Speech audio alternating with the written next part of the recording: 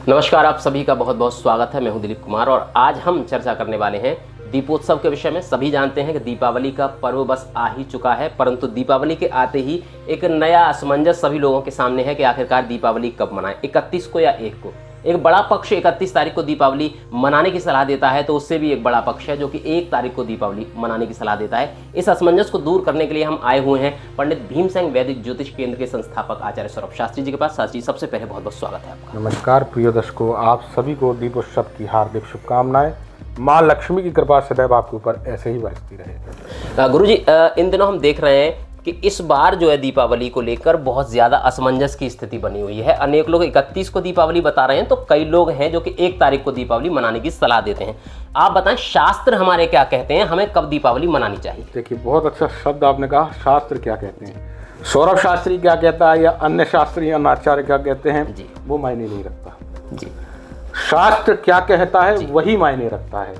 तो देखिए, शास्त्र मत जो प्रक्रिया है या जो धर्म सिंधु का निर्णय है जी, उनके अनुसार हमें दीपावली 1 नवंबर को मनानी चाहिए जी।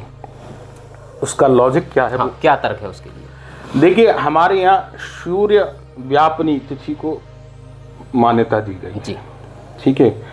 और ये 31 तारीख को जो अमावस्या है वो 3:52 में प्रवेश हो रही है, तो वो सूर्य व्यापी तो रही नहीं। जी, जी हाँ, बिल्कुल। और प्रदोष व्यापी अगर एक ही तिथि 2 दिन पड़ती है, जैसे कि अमावस्या 1 को भी है जी और 31 को भी है, जी हाँ, तो सूर्य व्यापी होने के कारण सबसे पहले तो उसको मान्य होगा।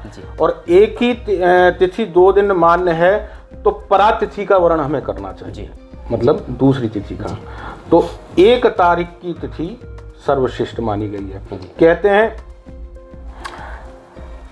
1 घटी मतलब 24 मिनट जी, सूर्योदय के बाद 24 मिनट तक जो 1 घटी से अधिक की तिथि है तो हमें वर्ण उसी का ही करना चाहिए जी। और सूर्य व्यापनी होने के कारण 1 तारीख का मुहूर्त सर्वश्रेष्ठ है।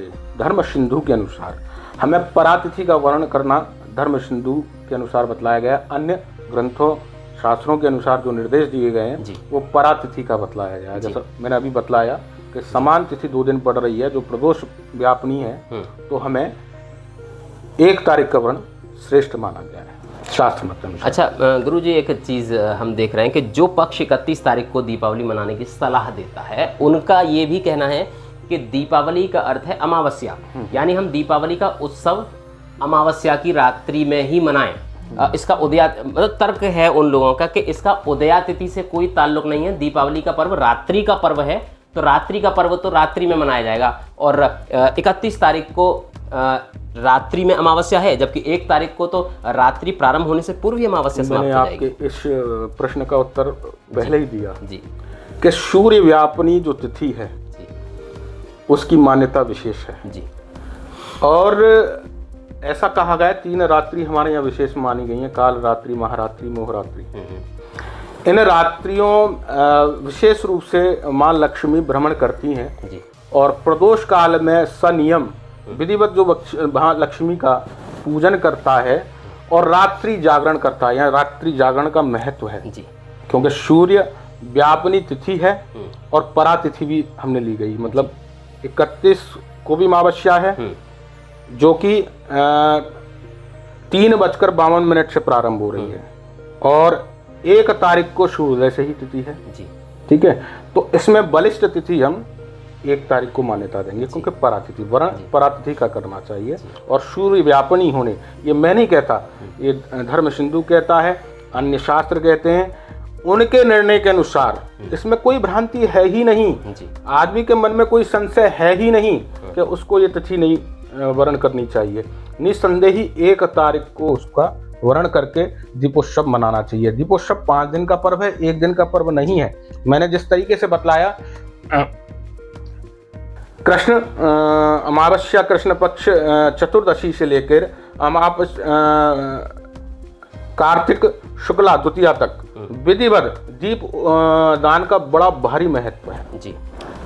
यहाँ विधिवत आदमी प्रदोष काल में माँ लक्ष्मी का विधिवत पूजन करे और रात्रि विधिवत जागरण करे जी। ठीक है।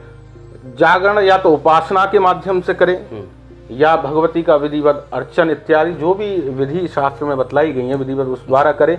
और जाने अनजाने रात्रि में जागरण भी आदमी का हो जाता है तो माँ लक्ष्मी उस भ्रमण करते हुए देखती है मैं कहाँ जाके स्थिर रूप से बात करूं, ये शास्त्र मत है। तो जहाँ विधिवत इस तरीके से आदमी कृत्य करता पाया जाता है मानव, वहाँ लक्ष्मी नारायण के साथ भगवती स्थिर रूप से उसके घर वास कर जाती है। तो आपके कहने का आशय है कि जो रात्रि जागरण है वो 1 तारीख को करना है। जी बिल्कुल करना है। जो महालक्ष्मी जो भ्रमण करेंगे वो 1 तारीख की रात बिल्कुल करना है। अच्छा गुरुजी, एक चीज देखी जाती है कि दीपावली पर तो ऐसा कथाएं हैं कि भगवान श्री राम लंका फतह करने के बाद में वापस अयोध्या लौटे थे, तो हमें भगवान श्री राम की पूजा करनी चाहिए, परंतु हम देखते हैं घर घर में लक्ष्मी पूजा होती है। कारण क्या है इसका? देखिए, जब राजा बलि ने अपने बाहु से अपने सभी देवी देवताओं को अपने बल से बंदी बना लिया, उसमें एक लक्ष्मी भी थी। जब लक्ष्मी को बंदी बना लिया तो भगवान नारायण विचलित हो गए, वामन का रूप रखकर राजा बलि के समक्ष पहुंच गए। क्योंकि जब वहां पहुंचे तो भगवान ने उनकी परीक्षा स्वरूप उनसे तीनों लोक में अपने सारा नाप लिया उन्होंने, तीनों पगों में, और भगवान नारायण उससे प्रसन्न भी हो गए। तो बोले मुझसे वरदान मांग।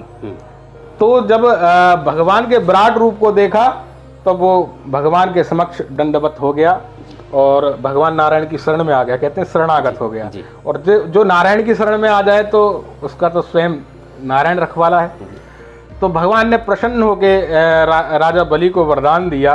राजा बलि ने वरदान मांगा कि जो व्यक्ति कार्तिक अमावस्या के दिन, दीपोत्सव वाले दिन विधिवत भगवती लक्ष्मी को दीप दान करेगा, उनकी उपासना करेगा, तो स्वयं लक्ष्मी नारायण के रूप में वहाँ स्थिर रूप से वास करेगी।